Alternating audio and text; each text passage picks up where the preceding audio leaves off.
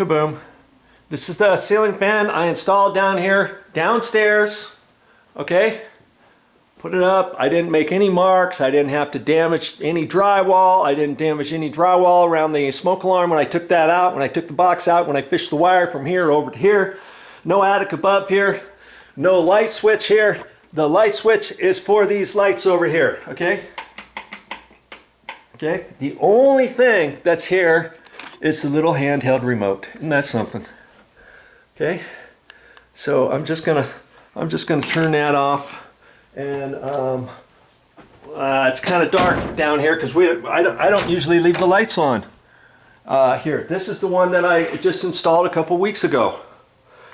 And here you go. It's the same model as the one over, that I just showed you. And this one, I just flipped the blades around and the chocolate brown are on the bottom instead of silver. No attic above the ceiling. The only way this is controlled is with the handheld remote. Took the power out of the smoke alarm. Boom. That's all I did. This switch here is for these lights. Okay? That's all you need. That's all you need is that. Okay?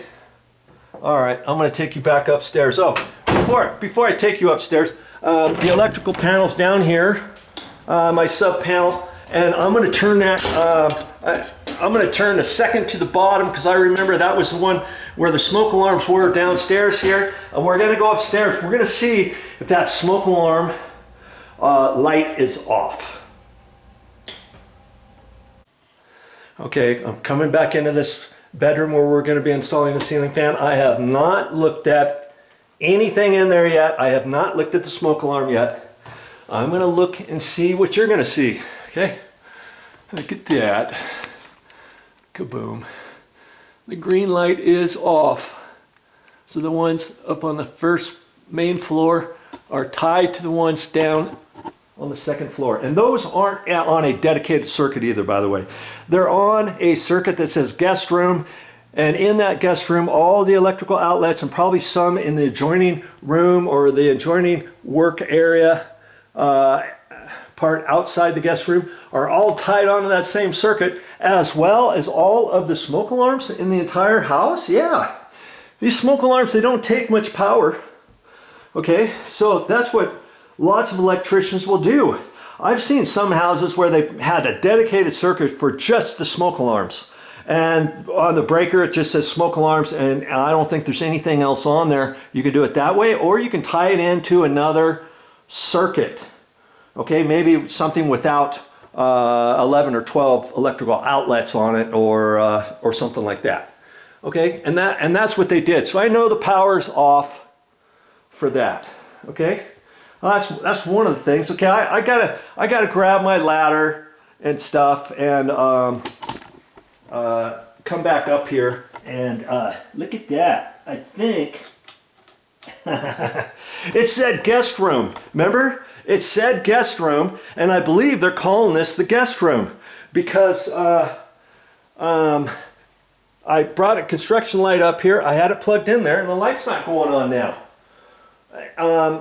Because these electrical outlets are in the same circuit as this, and that's what they're calling the guest room. I thought they were calling the guest room something downstairs. Now see here, the light is not working in the guest room either. And I find that kind of odd too, because usually when electricians will wire stuff up, they usually wire all your lights in a certain area on a circuit, and then all of your electrical outlets are in a different circuit breaker. Usually they do not have lights and electrical outlets and smoke alarms on the same circuit. That's kind of unheard of. I don't know why they did that, but they did.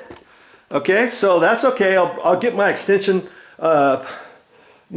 cord and see the outlet out here in the hallway is still working, because I've got my batteries for my video camera on there, so I'll have to run my extension cord from there, because as you can see, there's not much light in here other than the light that we get outside and just these two, which is generally fine, but this is going to throw off a lot of light now too. That's the beauty of of most ceiling fans nowadays.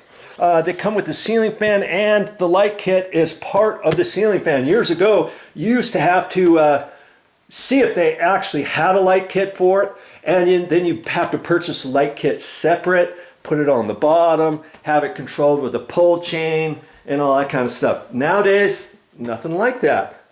It's all with LEDs now, all with the handheld remote. Beautiful. All right, I'll get my my ladder, and these are 10-foot ceilings. I happen to have an 8-foot ladder here because obviously most of the work I'm going to do is up near the ceiling.